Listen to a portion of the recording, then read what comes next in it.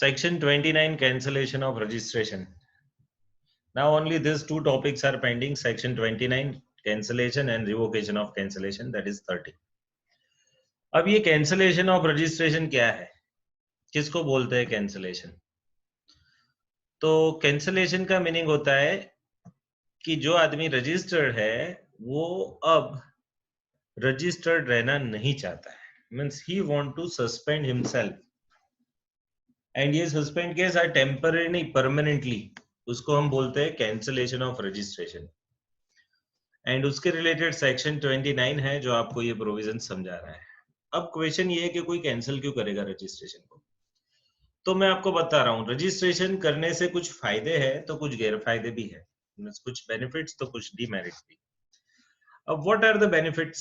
The benefits are that you can claim ITC, you can prove yourself to be a registered person, means एक अच्छे GST में ना जो registered है उसको एक प्रेस्टिजियस आदमी बोला जाता है, ठीक है, कंपेयर टू अनरजिस्टर्ड। तीसरा फायदा ये है कि आप सामने वाले को GST पास ऑन कर पाओगे, मीन्स उनके पास से GST लेके गवर्नमेंट को दे दोगे, आपका परचेज सस्ता हो जाएगा because of ITC you can claim. ये सब आपके फायदे हैं, बट वो फायदे से जुड़े हुए कुछ कंप्लायंसेस भी है। क्या कंप्लायंसेस है? जैसे कि आपको मंथली रिटर्न भरना पड़ेगा, या फिर अगर आप क्वार्टरली वाले हो तो क्वार्टरली रिटर्न भरना पड़ेगा, आपको ITC के प्रोविजंस फॉलो करने पड़ेंगे, आपको पेमेंट की प्रोविजन याद रखनी पड़ेगी, डिपार्टमेंट कभी भी आपको नोटिस भेज सकता है, उसका आपको रेडी रहना पड़ेगा, उसको आंसर देना पड़ेगा, कंप्लायंस कॉस्ट होगी। तो ये कुछ प्रोज एंड कॉन्स है रजिस्ट्रेशन के, बट डी रजिस्ट्रेशन आदमी क्यों कराएगा, रजिस्ट्रेशन कैंसिल क्यों कराएगा? तो उसका रीजन है कि जब उसका टर्नओवर ही उतना ना हो, 10 लाख 20 लाख या 40 लाख, ये टर्नओवर ना हो, उतना अच्छा टर्नओवर जिसका ना हो, वो बंदा क्या करेगा फिर? Later on he want to cancel out the registration, है ना? क्यों? क्योंकि फिर उतना कमाई ही नहीं आ रहा है, इनकम ही नहीं आ रहा है, तो why I should spend my time and money in compliances? So that is the reason of cancellation of registration. अब रजिस्ट्रेशन कैंसिल कैसे होता है? तो हमको ही देखना है कि हमारा टर्नओवर कितना है। अगर हमारा टर्नओवर गिर रहा है, सपोज ये जो टर्नओवर लिमिट है उससे भी अगर हमारा टर्नओवर गिर रहा है, तो हमको क्या करना पड़ेगा? We have to apply again, sorry, apply again, but again what? Again for cancellation, means registration के cancellation के लिए हमको apply करना पड़ेगा। डिपार्टमेंट को हम क्या करेंगे? तो cancellation के लिए एक एप्लीकेशन है वो भेजेंगे, एंड डिपार्टमेंट क्या करेगा? वो एप्लीकेशन के बेस पे प्रोसेस करेगा। अब प्रोसेस करने में डिपार्टमेंट क्या चेक करेगा कि आपका कोई पुराना टैक्स भरना बाकी है, कोई पुराना केस चल रहा है उसका कोई रुपया लेना बाकी है, कोई इंटरेस्ट पेनल्टी वगैरह के रुपए जो हमारे ड्यू है वो हमको पे करने बाकी है। अगर ऐसा कुछ बाकी है तो पहले वो बोलेगा कि आप ये पे कर दो, ठीक है। अगर हम सब कंप्लायंसेस कंप्लीट कर देंगे, डिपार्टमेंट को जो जो भी पे करना है वो अल्टीमेटली पे कर देंगे, तो फिर हमारा रजिस्ट्रेशन क्या हो जाएगा? हमारा रजिस्ट्रेशन अब डिपार्टमेंट कैंसिल करेगा। तो this is the process, simple process. मैंने सिंपल लैंग्वेज में आपको बता दिया है, अब आपको मॉड्यूल से दिखाता हूँ, just check it out. Cancellation of registration, तो विद इफेक्ट फ्रॉम, और ये भी नई प्रोविजंस है 1 to 19 से, this are the provisions applicable from which date? 1 to 2019। Section कौन सा है इधर? CGST एक्ट का सेक्शन 29 है, 29वां सेक्शन, जिसके अंदर रजिस्ट्रेशन के कैंसिलेशन की प्रोविजन है। कौन सा एक्ट के? CGST एक्ट के। अब following are the persons allowed to cancel the registration, तो ये पर्सन्स GST में अलाउड है जो कैंसिलेशन का प्रोसीडिंग इनिशिएट कर सकते हैं। एक तो रजिस्टर्ड पर्सन हिमसेल्फ, जिसने खुद रजिस्ट्रेशन कराया है वही खुद का कैंसिलेशन का एप्लीकेशन देगा। दूसरा है GST ऑफिसर, मीन्स हम सपोज कभी कभी नहीं होता है ऐसा कि क्लास में या फिर कॉलेज में या फिर कोई ऑफिस में कोई एक नोटोरियस आदमी होता है जो हिस्सा होता है वो एरिया का, वो कम्युनिटी का, बट है ना, फिर उसका जो लीडर होता है उसको लगता है कि this person should not form part of our group, तो वो उसको निकाल देता है। व्हाट्सएप में भी एडमिन नहीं, किसी को रिमूव कर देता है। ऐसा है ना, डिपार्टमेंट के वहां हम रजिस्टर्ड है, तो हम रजिस्टर्ड है, हम अगर सपोज कुछ अच्छे से काम नहीं कर रहे हैं या फिर हम नॉन कंप्लायंस कर रहे हैं, हम चोरी कर रहे हैं, दूसरे को चोरी करने में हेल्पफुल हो रहे हैं, तो ये सब केसेस ऐसे हैं जिसमें डिपार्टमेंट चाहे तो हमारा रजिस्ट्रेशन डिपार्टमेंट कैंसिल कर दे, हमको डायरेक्टली कैंसिलेशन का ऑर्डर दे दे, तो ये भी पॉसिबल है। तो सेकंड आदमी है department itself, that is suo motu. इधर आप लिखना चाहो तो लिख सकते हो, क्या लिख सकते हो? सुओ मोटू, सुओ मोटू।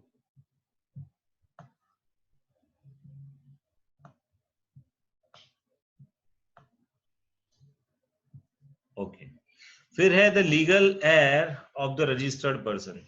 ये कौन है सर? अब सपोज कोई रजिस्टर्ड पर्सन है, उसकी मृत्यु हो गई, तो उसका legal heir, legal heir means क्या? उसका क्या बोलते हैं इसको? लीगल रिप्रेजेंटेटिव, उसका सन या डॉटर जो भी है, जिसको उसने अपना लीगल हेयर, वारिस, एयर मीन्स क्या? वारिस, लीगल वारिस, वो ये काम करेगा। तो 3 लोग कर सकते हैं, एसएससी इटसेल्फ, दूसरा कौन? जीएसटी ऑफिसर, एंड तीसरा जब एसएससी की डेथ हो जाए तो उसका वारिस। आगे देखते हैं। The above mentioned section has been amended with this act, and the word cancellation जो थे, wherein the word after the word cancellation, the word or suspension shall be inserted.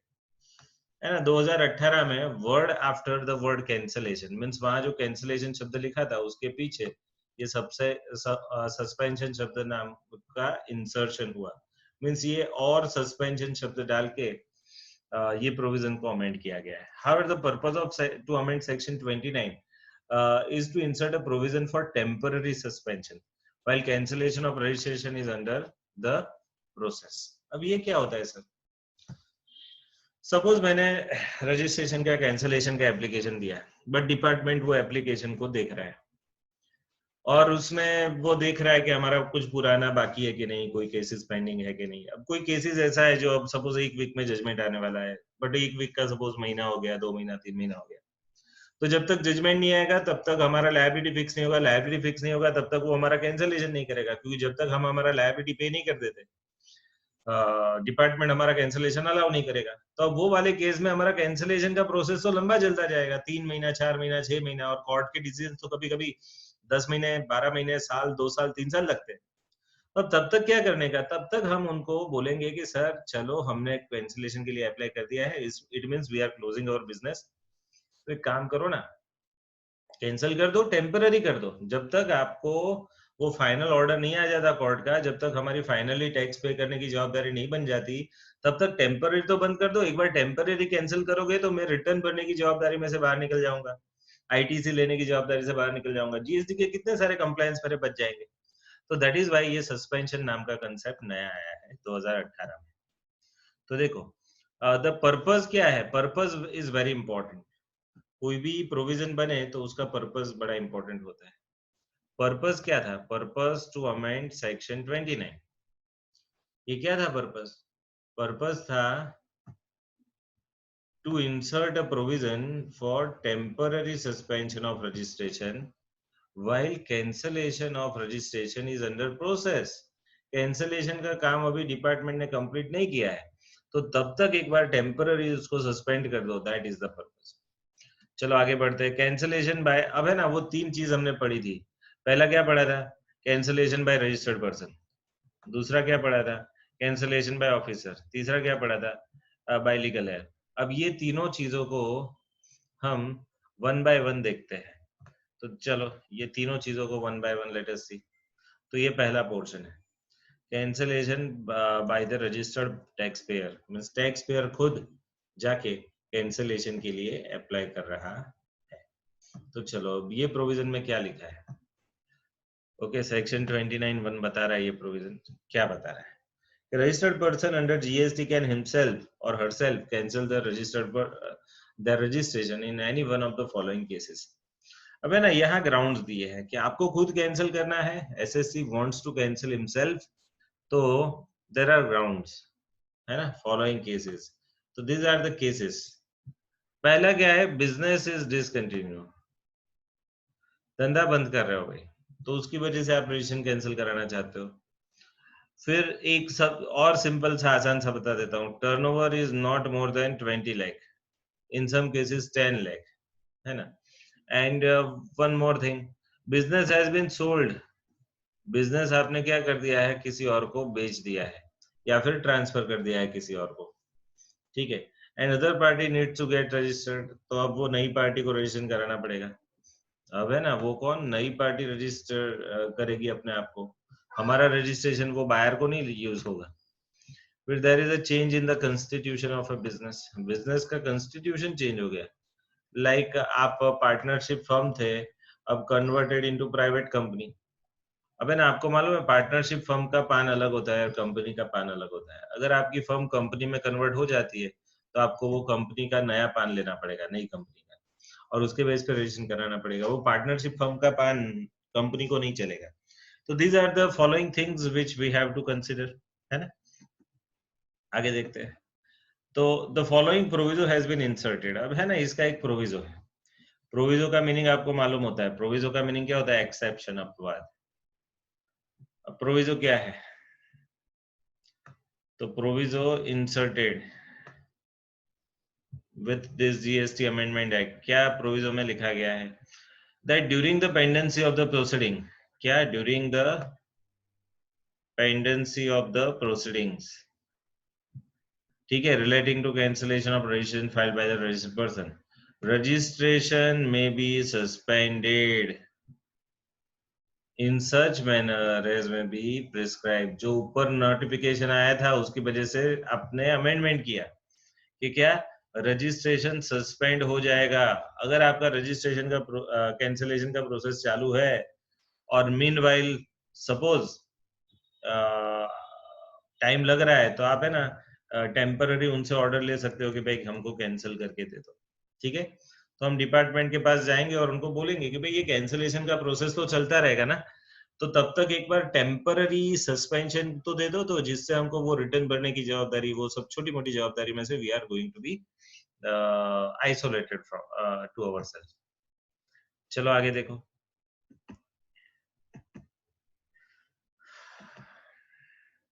Clarification issues, अब है ना, ये चीजों पर उन्होंने क्लैरिफिकेशन इश्यू किया है। देखो क्या क्लैरिफिकेशन इश्यू किया है, clarification on issues relating to cancellation of registration. उन्होंने एक सर्कुलर बनाया ये नंबर का 6943/2018। कौन से दिन उन्होंने सर्कुलर डाला, 26/10/2018 को, ठीक है। तो उन्होंने ये क्लैरिफिकेशन, ये सर्कुलर थ्रू आपको आपके सामने लाया है। वो पहला clarification on same are as below. उसमें लिखा है, circular clarified that in cases where it is difficult to exactly identify और pinpoint the day on which the occurrence of the event warranting the cancellation of registration occurs, 30 days deadline may be liberally interpreted, and the taxpayer application for cancellation of registration may not be rejected because of some possible violation of the deadline। अब है ना, अब ये मैं आपको बता देता हूं, where it is difficult to exactly identify the day on which occurrence of the event which warrants the cancellation occurs, 30 days deadline liberally interpreted, ठीक है। अब क्या है सर, मैं आपको अब उसका प्रोविजन बता रहा हूं। प्रोविजन ऐसा है कि सपोज कोई ऐसी घटना बनती है, जैसे कि पिछले साल का टर्नओवर मेरा 18 लाख हो गया, 18 lakh is less than 20 lakh. अब लेस देन 20 लाख टर्नओवर हो गया मेरा, अब मैं क्या करना चाहता हूँ, कैंसिल करना चाहता हूँ। तो उन्होंने कैंसिलेशन का, आगे अभी हम सेक्शन 29 का फर्स्ट सब सेक्शन ही पढ़े हैं, बट आगे टाइम लिमिट दिया है, मैं बताऊंगा कि जिस दिन ऐसा इवेंट फॉल हो कि सपोज आप बिजनेस डेज कंटिन्यू कर रहे हैं, अमालगमेशन मर्जर हो रहा है, बट उसकी एग्जैक्ट डेट हमको नहीं मिल रही, तो वो डेट से 30 दिनों के अंदर आपको कैंसिलेशन के लिए अप्लाई करना है, ऐसा लिखा है।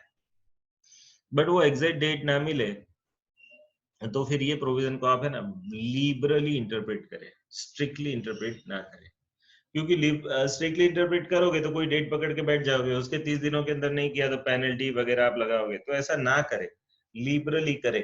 उसका मीनिंग जब it is difficult to exactly determine, तो आप है ना लिबरल उसका चेकिंग करें। तो ये कंसेप्ट है 30 डेज चेक करने का। आपका जो प्रोसीजर है वो लिबरली रखें। It has been directed that the proper officer to accept all applications within 30 days. Direction दिया गया है, देखो क्या है कि proper officer has to accept all applications within 30 days. 30 दिनों के अंदर आप एप्लीकेशन एक्सेप्ट करो, except where application is incomplete or in case transfer, merger, amalgamation where the new entity is unregistered. Since the cancellation of registration has no effect on the liability of taxpayer for any acts or commission or omission committed before or after the date of cancellation. क्या बोलते हैं कि proper officer को सब application 30 दिनों के अंदर लेनी चाहिए, एक्सेप्ट इट इज इनकम्प्लीट और in case transfer, merger, amalgamation where the new entity is unregistered still, and since the cancellation of registration has not impact on the liability of taxpayer for any acts or omission. So कहने का meaning simple सा meaning है कि भाई 30 दिनों के अंदर जो इवेंट बने जिससे आपको कैंसिलेशन करना है, उसके 30 दिनों तक आप जो भी एप्लीकेशन दे रहे हो वो डिपार्टमेंट को लेनी चाहिए, एक्सेप्ट कि वो एप्लीकेशन में कुछ चीजें जो जरूरी है वो ना लिखी हो तो वो मत लेना, बाकी का ले सकते। Number 3, person whose registration has been cancelled shall file a return. जिसका रजिस्ट्रेशन कैंसल हुआ है उसको कौन सा रिटर्न फाइल करना है? ये रिटर्न फाइल करना है GSTR 10, for failing which the notice in GSTR 3A would be issued. अब सपोज आपने ये रिटर्न नहीं भरा, फेलिंग विच मीन्स क्या, यू आर अनेबल टू और you have not filed the return, then they will issue the notice under GSTR 3A. And in case failure continues, the assessment order in form number, and if such failure continues, they have issued the notice still you didn't file GSTR 10. So in that case the failure continues, and in that case the assessment order would be issued by the department in ASMT 13, ये number का form है, under section 62, and ये क्यों issue किया जाए? To determine the liability of the taxpayer. ठीक है, तो सीधी सीधी बात है कि भाई आपका रजिस्ट्रेशन आपको कैंसिल करना है तो GSTR 10 भरो, 10 नहीं भरते हो तो वो आपको नोटिस देंगे कि भाई आपने क्यों नहीं भरा, और नोटिस का भी आपने जवाब नहीं दिया तो वो आपको आपका क्या करेगा, they will determine the liability by doing this assessment order. ASMT 13 आपको देंगे और उसमें ना टैक्स लायबिलिटी लिख के दे देंगे कि भाई इतना आपको भर देना है। Okay, so this was the circular. चलो, as per section Finance Act 18, the following proviso shall be inserted. एक और प्रोविजो इंसर्ट की हुआ गया किया गया, कब से? With effect from 1 to 19, and वो प्रोविजो किसका है? सेक्शन 29(1) का है। Provided that during the pendency of the proceeding relating to registration of cancellation of registration filed by the registered person, the registration may be suspended for such period and in such manner as may be prescribed. तो during the pendency, इन्होंने लिखा है during the pendency of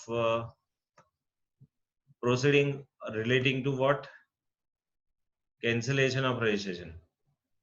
Cancellation of registration. The registration may be suspended. तो अभी process चल रहा है तो तब तक रजिस्ट्रेशन आपका टेम्पररी सस्पेंड किया जाएगा, for such period and in such manner as may be prescribed. Okay, अब cancellation by GST officer, that is the second part. 29(1) हमने देख लिया, उसके रिलेटेड सर्कुलर देख लिए। 29(1) क्या था? एसएससी खुद कैंसिलेशन कर सकता है, और कौन से ग्राउंड बताए गए थे? ये 4। ये पहला ग्राउंड था, ये दूसरा ग्राउंड था, ये तीसरा ग्राउंड था, एंड ये this is the fourth one. ये 4 ग्राउंड है रजिस्ट्रेशन कैंसिलेशन करने के। ओके, आगे देखते जाइए।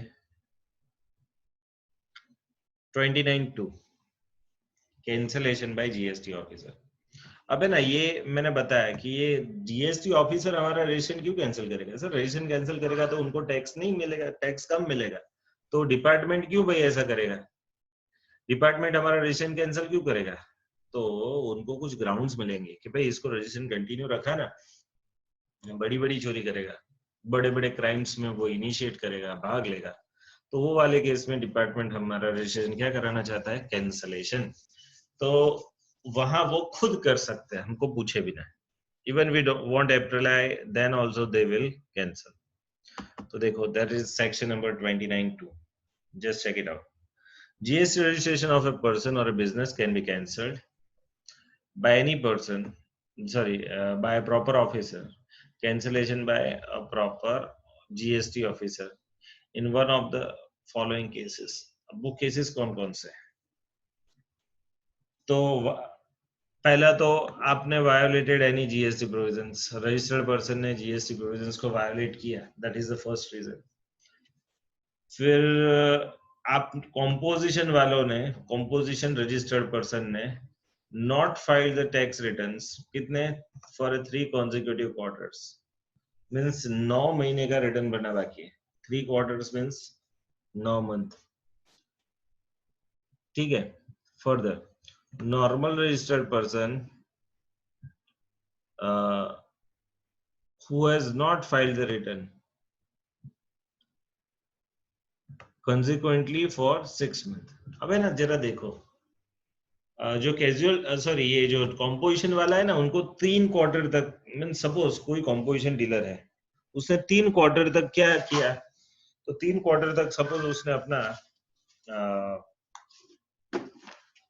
क्या बोलते हैं, कोई भी रिटर्न नहीं भरा, 3 क्वार्टर तक उसने रिटर्न नहीं भरा, तो अब ये वाले केस में उसको क्या करना पड़ेगा? तो रजिस्ट्रेशन उसका ऑटोमेटिकली कैंसिल हो जाएगा। 3 क्वार्टर तक, अप टू 3 क्वार्टर आपने कंटिन्यूअस रिटर्न नहीं भरा। बट ये तो कॉम्पोजिशन डीलर के लिए प्रोविजन था। What about the normal dealer? तो नॉर्मल डीलरों के लिए ये जो पीरियड है वो कितना है? तो उन्होंने लिखा है कि this time period is of 3 क्या बोलते हैं, सॉरी, 6 months, मीन 6 पीरियड तक अगर आपने मंथली रिटर्न नहीं भरा तो आपका रजिस्ट्रेशन कैंसिल हो जाएगा। एंड कॉम्पोजिशन वालों ने 3 क्वार्टर तक रिटर्न नहीं भरा तो उनका कैंसिल हो जाएगा। चलो आगे बढ़ते हैं। A voluntary registered person has not commenced any business within 6 months from the registration। अबे ना, ये भी इंपॉर्टेंट है। कोई वॉलंटरी रजिस्टर्ड हुआ है but he didn't commence any business in the 6 month, ठीक है। जब से उसने रजिस्ट्रेशन कराया तब से 6 महीने तक धंधा ही शुरू नहीं कर पाया। मीन्स वो क्या, वॉलंटरी रजिस्टर्ड पर्सन, उसने ना उत्साह में क्या करा दिया? रजिस्ट्रेशन करा दिया, बट है ना 6 महीने तक धंधा शुरू ही नहीं कर पाया। अब धंधा शुरू नहीं कर पाया मीन्स टर्नओवर नहीं हुआ, तो फिर कोई टाइप का परचेज नहीं, सेल नहीं, तो रिटर्न भी भरने में तकलीफ होगी। तो अगर आपने बिजनेस ही इनिशिएट नहीं किया है तो ऐसे लोगों को उसका रजिस्ट्रेशन ऑटोमेटिक कैंसिल हो जाता है। फिर if the registration is obtain bye fraud methods, ये भी एक रीजन है।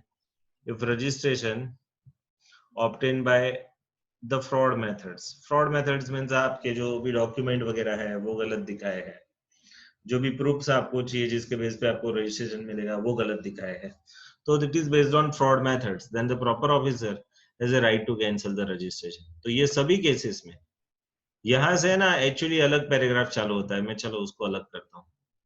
यहाँ एक्चुअली एंटर कर देना चाहिए था, ये फ्रॉड मेथड्स के बाद है ना नेक्स्ट लाइन शुरू होनी चाहिए थी, बट कोई बात नहीं, नहीं की तो कोई बात नहीं, हम देखते हैं अभी।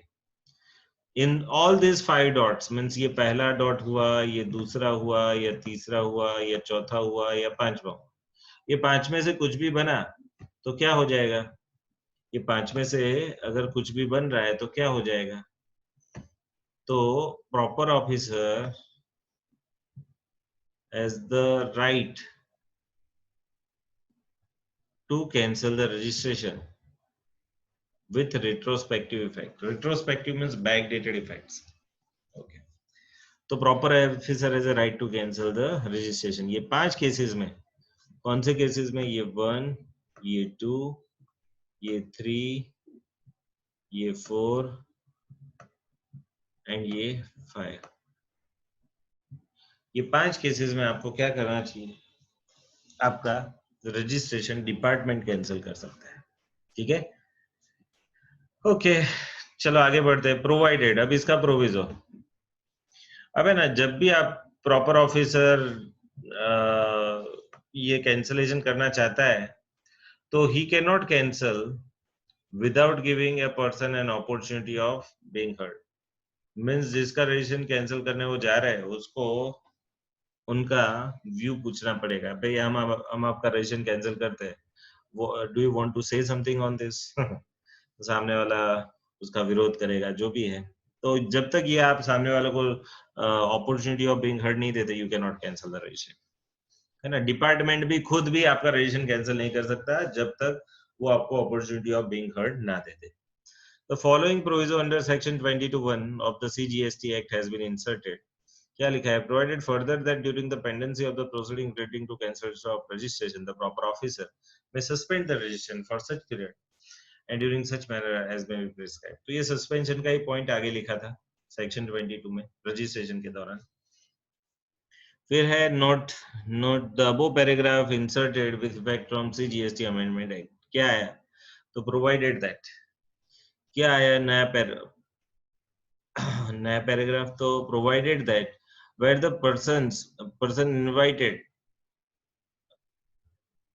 sorry, provided where the person, instead of replying the notice served under this sub rule 1, contrary the provision of section 29(2)(c) or 29(2)(b), then furnishes all the pending returns and make the payment of taxes due along with the applicable interest and late fee, the proper officer shall drop the proceeding and pass on the order in form number REG 20। अबे ना, ये बड़ा लंबा proviso है। क्या कहने का है मीनिंग है कि अगर जो आदमी नोटिस का रिप्लाई दे रहा है वो सब पेंडिंग रिटर्न्स अगर भर देता है एंड टैक्स पेमेंट भी कर देता है, ठीक है, जो भी पेंडिंग फीस थी, इंटरेस्ट था, कमीशन, जो भी बाकी था वो सब भर देता है, उस पर टैक्स भर देता है, तो proper officer shall drop the proceedings. तो मीन्स वो सब तरह से सुधर जाता है, तो प्रॉपर ऑफिसर भी क्या करेगा, उसको ये प्रोसीडिंग्स से मुक्त कर देगा। ठीक है, मैं अंडरलाइन करता हूँ। प्रॉपर ऑफिसर, एक मिनट है, थोड़ा कलर चेंज कर देता है।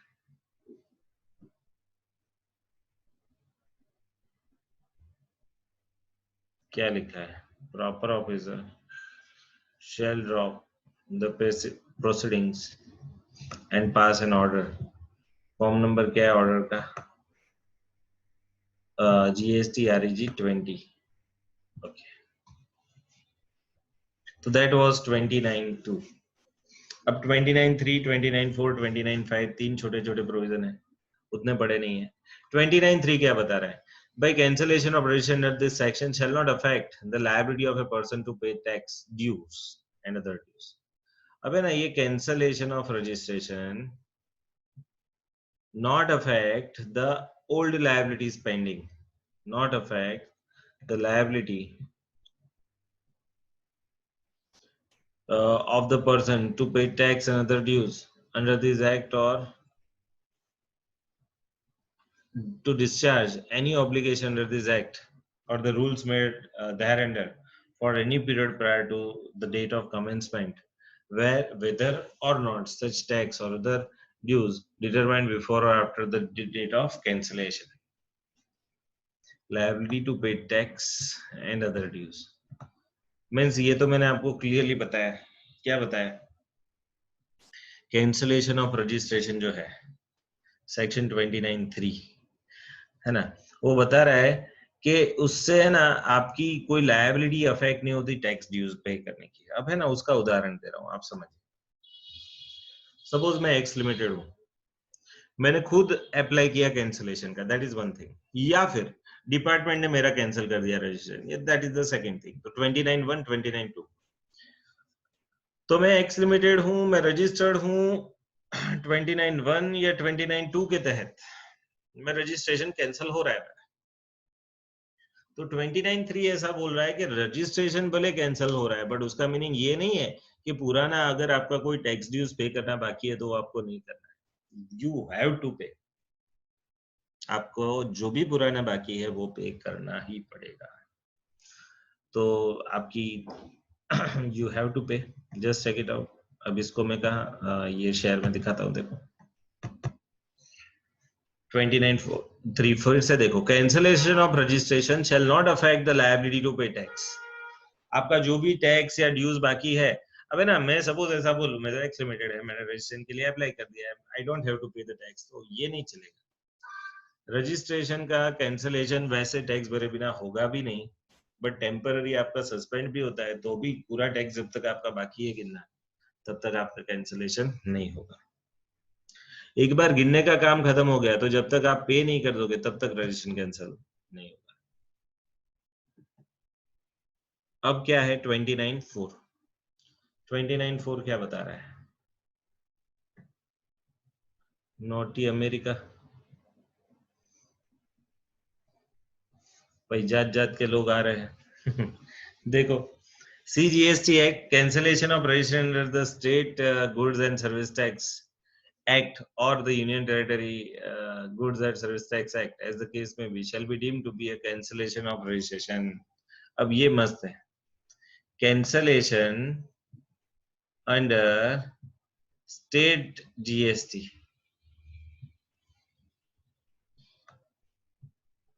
और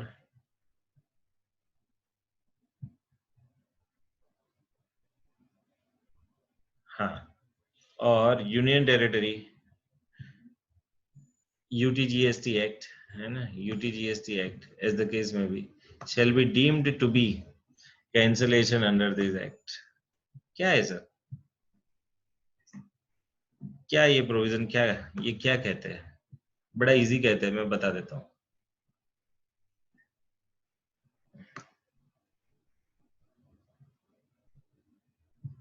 ओके, अब देखो ये प्रोविजन को बड़ा इजीली समझे। सपोज मेरी 3 ब्रांचेस है, ब्रांच 1, 2, 3, और कोई एक ब्रांच में मैं कैंसिल करा देता हूँ कि now I don't want to be registered, तो मेरा रजिस्ट्रेशन वो ब्रांच का कैंसिल होता है, तो सिर्फ उसी ब्रांच का कैंसिल होगा कि बाकी की तीनों ब्रांच का भी एक साथ कैंसिल हो जाएगा? तो आंसर है सभी का एक साथ कैंसिल हो जाएगा, तीनों ब्रांच का भी कैंसिल हो जाएगा। क्यों? क्योंकि पान बेस्ड रजिस्ट्रेशन है, एक पान वाला कैंसिल हुआ मींस वो पान से जुड़े हुए जितने भी रजिस्ट्रेशन है सब कैंसिल हो जाएंगे। तो पढ़ो, लैंग्वेज पढ़ो ध्यान से, सेक्शन 29(4) को पढ़ो।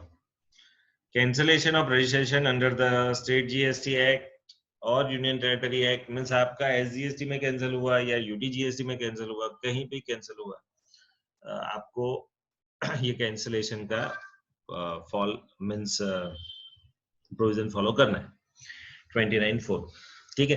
मींस एक में भी कैंसिल हुआ ना, यूटी सपोज आपका एक यूनियन टेरिटरी में ब्रांच था, वहां कैंसिल कराया मींस बाकी के दूसरे स्टेट में भी ब्रांचेस थी, वो सब भी रजिस्ट्रेशन उसका कैंसिल हो गया। 29(5), every registered person whose registration is cancelled shall pay an amount। अबे ना, हर एक रजिस्टर्ड पर्सन को whose registration is cancelled shall pay amount by way of debit in the electronic credit ledger। क्या बोले ये?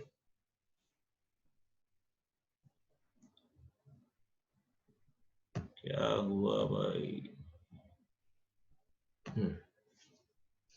अब देखो, every registered person whose registration is cancelled shall pay the amount by way of debit in the electronic credit ledger or cash ledger equivalent to credit of input tax in respect of input held in stock, inputs contained in semi-finished goods or finished goods in stock or capital goods or plant and machinery on the day immediately preceding the date of cancellation, or the output tax payable, whichever is higher, calculated in such manner as may be prescribed.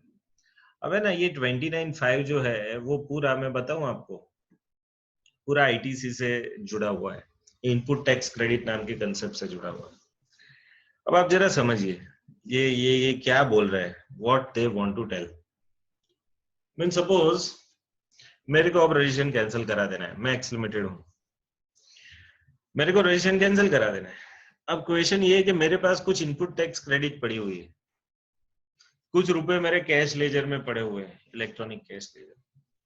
अब मैं registration cancel कराता हूं तो ये सब रुपयों का क्या होगा, मेरी क्रेडिट जो मेरे को मिली है, जो भी अनयूटिलाइज पड़ी है उसका क्या होगा, जो रुपए मेरे इलेक्ट्रॉनिक कैश लेजर में पड़े उसका क्या होगा। तो उन्होंने कंडीशंस लिखी है, देखो,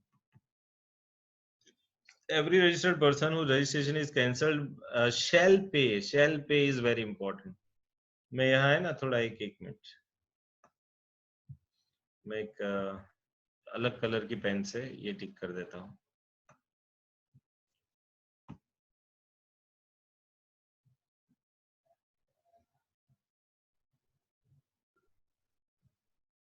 एक मिनट, शैल पे क्या पे करेगा, तो अमाउंट, कितना amount which is debited into the credit ledger. Means आपके पास इलेक्ट्रॉनिक क्रेडिट लेजर में जितना रुपया बाकी है वो, दूसरा कैश लेजर में जो बाकी है वो, बट कितना, equivalent to the input tax of inputs in stock,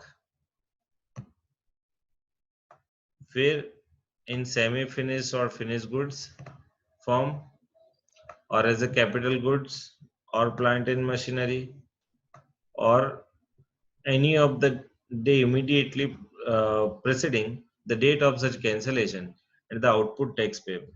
तो देखो ये सब नाम है। अब है ना इसका मैं आपको बताऊं, आइडियली अभी कुछ भी बोलूंगा तो I think it would be difficult for you to get right now. मेरे को एक एग्जाम्पल से आपको बताना पड़ेगा। अगर एग्जाम्पल दिया है नीचे तो बहुत अच्छे है, नहीं दिया है तो मैं आपको बोलूंगा कि ये प्रोविजन को पेंडिंग रख के ये हम आईटीसी के दौरान पढ़े, दैट वुड बी बेटर। मैं आपको देख लेता हूँ इधर अगर कोई एग्जाम्पल दिया है तो, नहीं, एक भी एग्जाम्पल नहीं दिया है।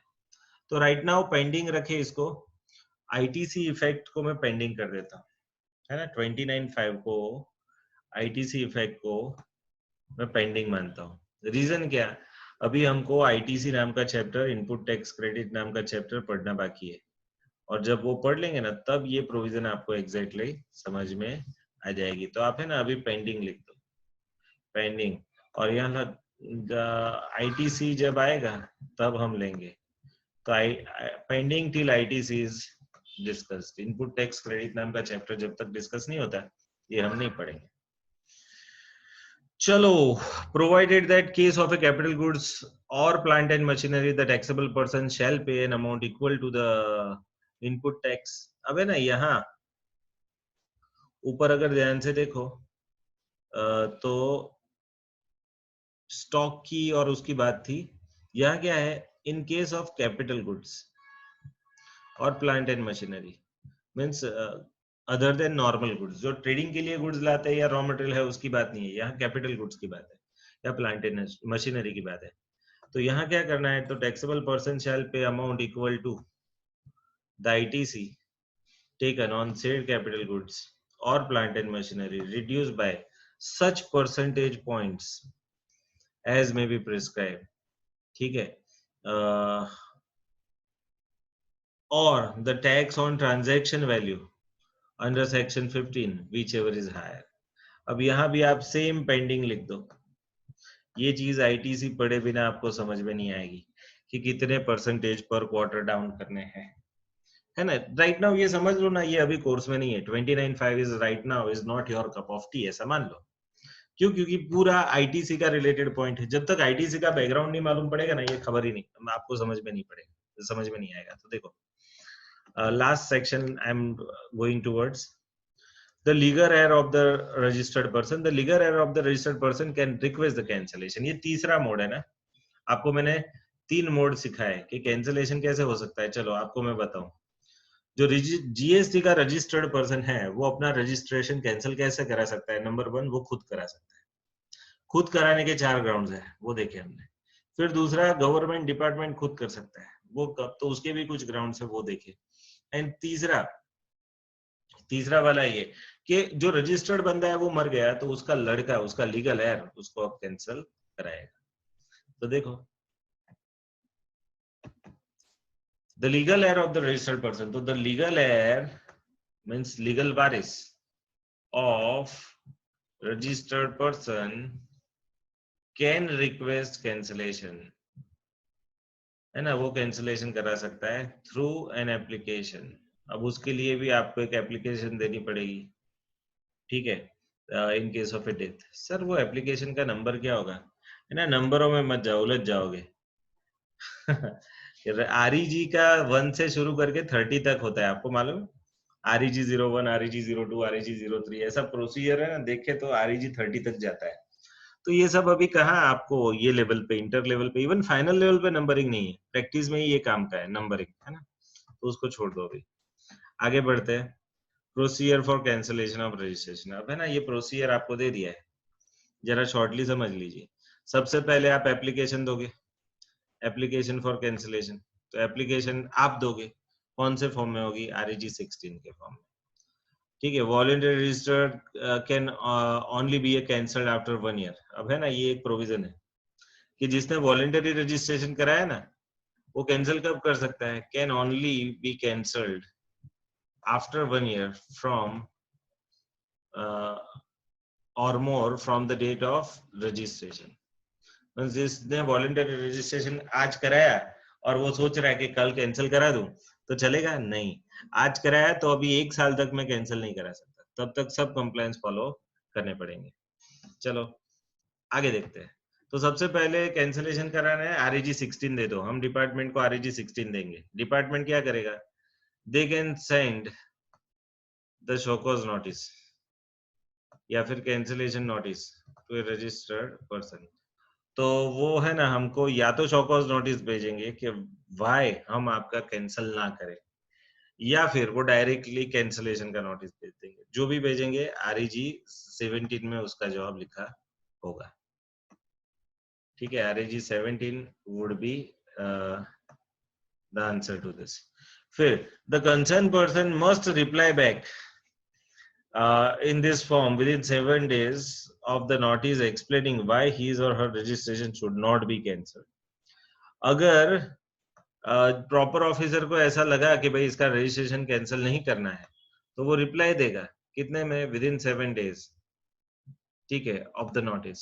तो आपने जब नोटिस भेजी उसके 7 दिनों में वो आपको जवाब देगा कि why his or her registration should not be cancelled। अब उसके बाद कुछ रीजन होगा कि आपका रजिस्ट्रेशन अभी हम कैंसिल नहीं कर सकते, कोई आउटस्टैंडिंग टैक्स लायबिलिटी बाकी है, कोई केस पेंडिंग है, तो ये सब है ना, वो अपना जवाब आरईजी 18 में देगा। तो हमने आरईजी 16 में कैंसिलेशन को भेजा।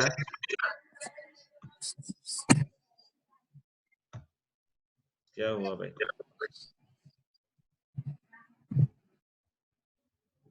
हमने आरईजी 16 में कैंसिलेशन को भेजा, कैंसिलेशन के लिए भेजा, तो वो कैंसिल करके हमको आरईजी 17 में दे देंगे।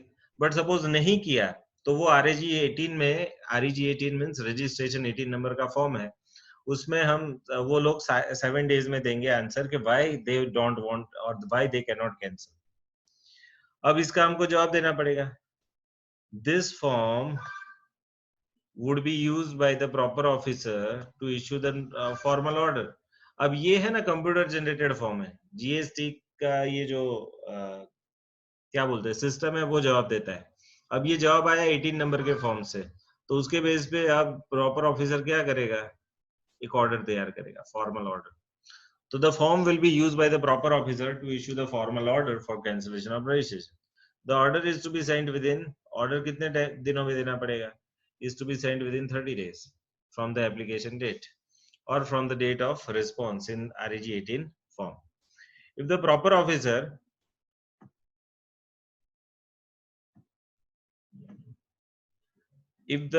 officer is satisfied with the explanation he can use this form to drop the cancellation proceeding and pass the formal order.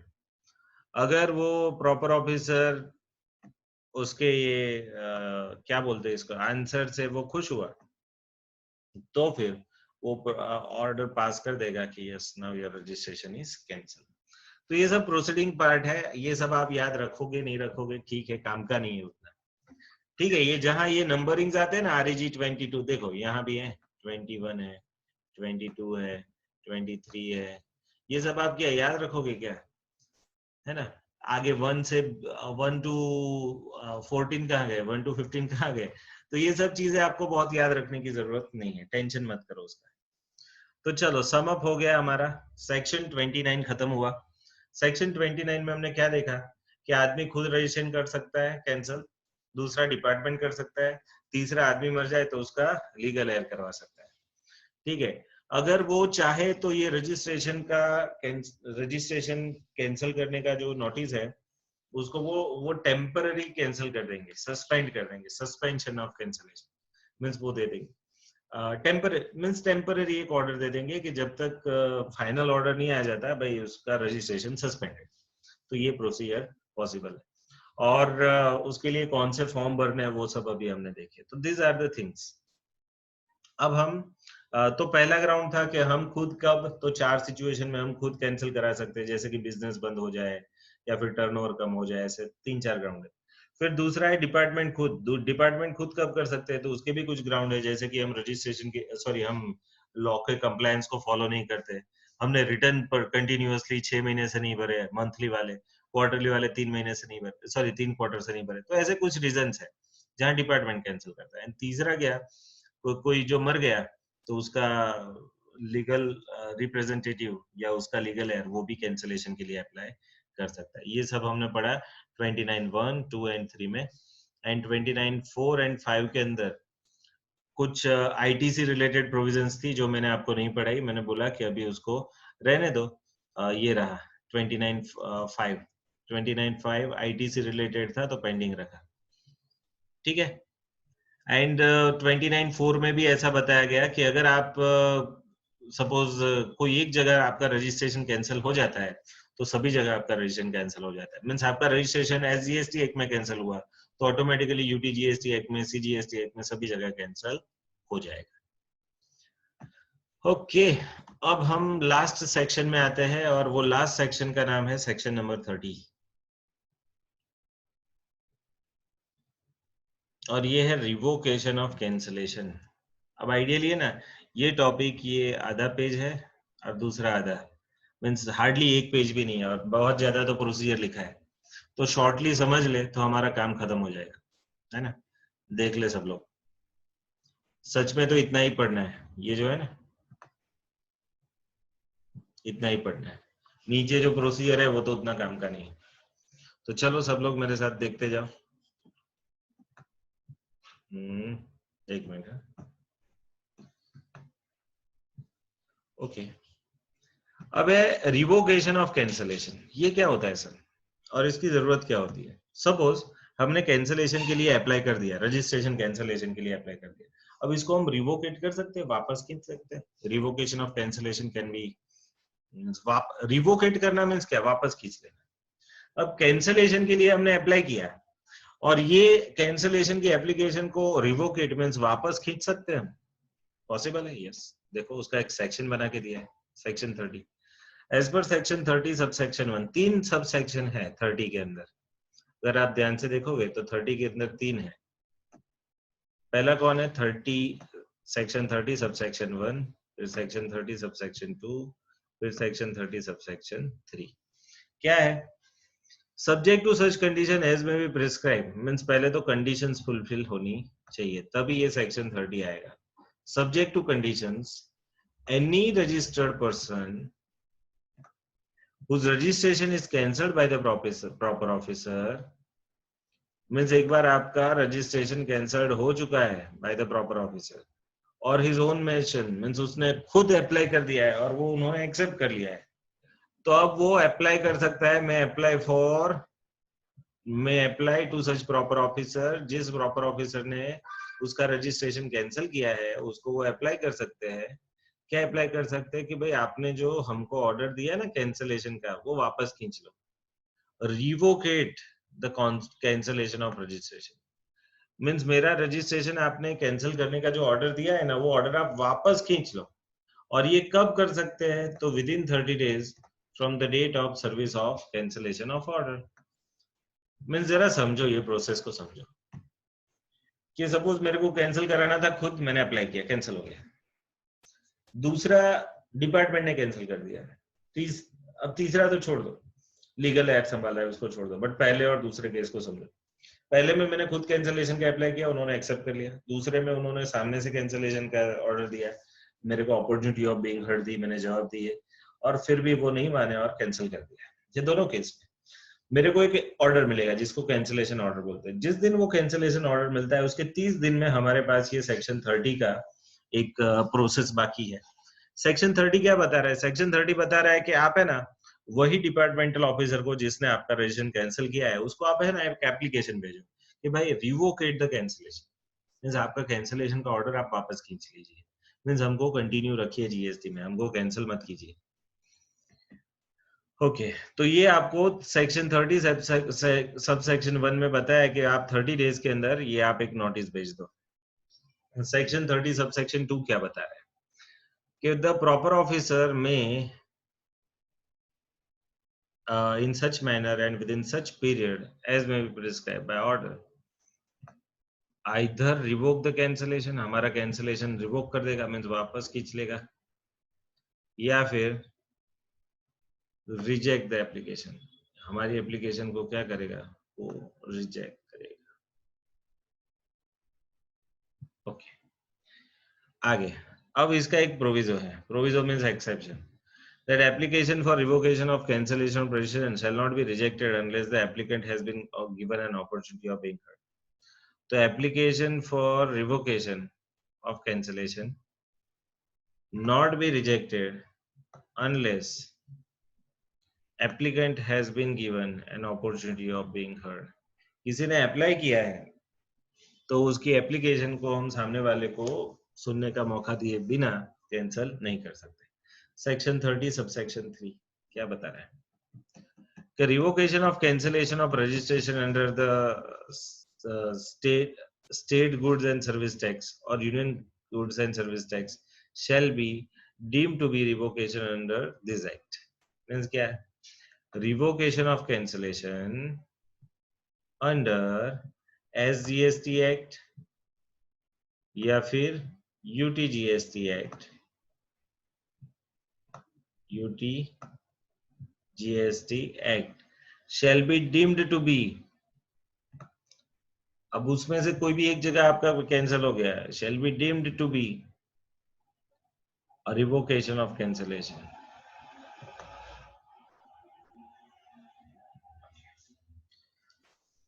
Okay तो आप समझ लो ना कि स्टेट जीएसटी में आपका रिवोकेशन कैंसिल कर दिया, मींस रिवोकेशन का कैंसिलेशन का ऑर्डर वापस खींच लिया, तो उसका मीनिंग एसजीएसटी में किया ना तो सीजीएसटी में भी हो गया, यूटीजीएसटी में भी हो गया। आप समझ रहे हो? मींस कोई एक एक्ट के ऑफिसर ने आपको आपका रजिस्ट्रेशन का जो ऑर्डर दिया था वो ऑर्डर को उसने वापस खींच लिया, मींस हमारा रजिस्ट्रेशन कंटिन्यू रखा, तो एक एक्ट में कंटिन्यू रखा तो बाकी के तीनों एक्ट में वो कंटिन्यू ही रहेगा। अब उसके रिलेटेड प्रोसीजर है, प्रोसीजर फॉर रिवोकेशन। आप अप्लाई करो रिवोकेशन के लिए with in 30 days from the service of order, आपको ऑर्डर मिले उसके 30 दिन में आप अप्लाई करो। कौन सा फॉर्म है? REG 21। Application for revocation can not be filed और cancellation is on account of failure to furnish और फेलियर टू पे लायबिलिटी। ठीक है, ये ग्राउंड्स के बेस पे आप रिवोकेशन आप अप्लाई नहीं कर सकते। दूसरा क्या? For justified reason proper official shall revoke the registration within 30 days of the application of receipt or clarification by the passing an order। तो डिपार्टमेंट चाहे तो उसका जो कैंसिलेशन का ऑर्डर था उसको वो वापस खींच सकता है, वो उसके लिए REG 22 भरेगा। फिर for unjustified reasons proper officer shall issue a show cause notice. अगर प्रॉपर रीजंस नहीं मिले तो वो रीजंस मांगने के लिए शो कॉज नोटिस वो देगा। अब वो शो कॉज नोटिस का हमको जवाब देना है विद इन 7 डेज। देखो विद इन 7 डेज, उसका फॉर्म है REG 24। फिर क्या? अगर आपको जस्टिफाई आपने जस्टिफाइड रीजन दिए तो for justified reasons proper official shall revoke the cancellation within 30 days from the receipt of that order. तो अगर आपने सही पाया तो आपका रजिस्ट्रेशन का ऑर्डर वो लोग क्या कर लेंगे, कैंसिलेशन का ऑर्डर को वो रिवोकेट कर लेंगे, वापस खींच लेंगे। फॉर अनजस्टिफाइड रीजन, अब अगर रीजन अनजस्टिफाइड रहे तो वो ऑर्डर को कंटिन्यू रखेंगे, है ना। क्या ऑर्डर था, कैंसिलेशन का, REG 05, तो वो कैंसिलेशन का ऑर्डर कंटिन्यू रखेंगे। अबे ना एक नोटिफिकेशन आया है उसके रिलेटेड, नंबर 56 2018।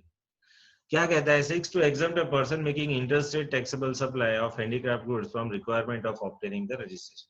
अब ये हमको मालूम है, ये हमको मालूम है, हमने पढ़ लिया है ऑलरेडी। कहाँ पढ़ा है मालूम है, ये जो इनिशियली मैंने रजिस्ट्रेशन के मेरे जो पेम्पलेट में से जो आपको पढ़ाया था ना, उसी के अंदर ही ये पढ़ाया है। ये जो हैंडीक्राफ्ट गुड्स वाले हैं उनका वो टर्नओवर 20 लाख क्रॉस नहीं होता ना, not exceeding the aggregate turnover, वो 20 लाख 10 लाख जो भी लिमिट है वो क्रॉस नहीं होती ना, तब तक उसको रजिस्ट्रेशन कराने की जरूरत नहीं है, ठीक है। Even though they are making interstate supply, means एक स्टेट से दूसरे स्टेट में मैं हैंडीक्राफ्ट गुड्स भेज रहा हूँ, बट मेरा टर्नओवर 20 लाख नहीं हुआ है तो मेरे को रजिस्ट्रेशन कराने की जरूरत नहीं है, या 10 लाख नहीं हुआ है तो रजिस्ट्रेशन कराने की जरूरत नहीं है। Such persons making the interstate taxable supply shall be required to obtain a PAN and generate the e-way bill on in accordance with the provision of 138। उनको e-way bill generate करना पड़ेगा, है ना। उनके पास दो चीजें चाहिए, एक पान चाहिए और दूसरा क्या चाहिए, ई-वे बिल। मीन्स मैं सपोज अनरजिस्टर्ड आदमी हूँ बट मैं handicraft goods Gujarat to Maharashtra बेचता हूँ, तो मैं बेच सकता हूँ, मेरे को रजिस्ट्रेशन कराने की जरूरत नहीं है। मेरे पास दो चीज चाहिए, एक तो मेरा पान चाहिए एंड दूसरा मेरा क्या, ई-वे बिल चाहिए। मीन्स जब मैं गुड्स भेजूं तब ई-वे बिल जनरेट करके भेजूं, बस ये दो रिक्वायरमेंट थी। और यहाँ आई थिंक आपका ये चैप्टर कंप्लीट हो रहा है। एक और लास्ट 3 लाइन है, notification 58 central tax notifies the person whose registration number under CST Act has been cancelled by proper officer before 30th September 18, the class of person shall furnish the final return in GST or 10 for the said rules। अबे ना CST का बात है, CST Act का registration तो पुरानी बात है, अब कोई रिलेवेंट नहीं है आज के दिन में, तो मैं उसका डिस्कशन नहीं करता हूँ। तो अबे ना ये एक मात्र चीज 29(5) को मैंने पेंडिंग रखा है, और बाकी का आप देख लो, इसके अलावा कुछ पेंडिंग नहीं है, सिर्फ इतना ही पेंडिंग है।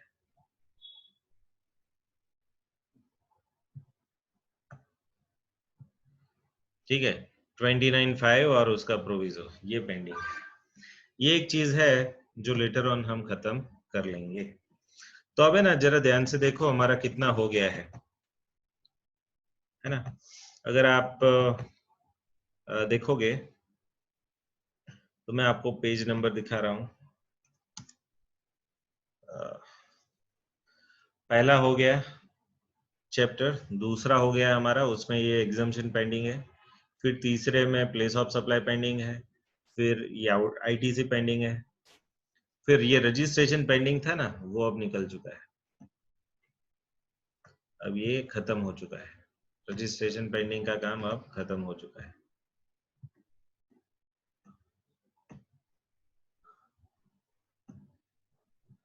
अब क्या बाकी है, रजिस्ट्रेशन भी हो गया, रजिस्ट्रेशन वाला चैप्टर भी हमारा कंप्लीट हो गया। फिर tax invoice debit credit note हो गया, अकाउंट एंड रिकॉर्ड हो गया। अब मैं आपको ये पेमेंट ऑफ टैक्स वाला चैप्टर, टीडीएस टीसीएस वाला चैप्टर, ये दो चैप्टर मैं आपको पढ़ाने वाला हूँ। पेमेंट ऑफ टैक्स कैसे करते हैं जीएसटी में, एंड टीडीएस टीसीएस का प्रोविजन क्या है, तो इतनी चीजें मेरे को समझानी है। ये दो चैप्टर मेरा नेक्स्ट टारगेट रहेगा। छोटे छोटे चैप्टर है तो हम खत्म कर देंगे। फिर ये भी एक खत्म हो गया है, ऑडिट अंडर जीएसटी, फिर मैं ईवे बिल ले लूंगा। तो अब मेरा ये 3 छोटे छोटे चैप्टर है पेंडिंग, ये 3 हो गया। उसके बाद मैं प्लेस ऑफ सप्लाई पे जाऊंगा। कौन सा प्लेस ऑफ सप्लाई, इधर बाकी था ना, हाँ प्लेस ऑफ सप्लाई, ये प्रोविजन थोड़े लंबे प्रोविजन है, तो उसके बाद मैं जाऊंगा इधर, एंड वहां जाने के बाद हम आगे का डिस्कशन करेंगे। ठीक है, तो right now I am ending my session on GST currently.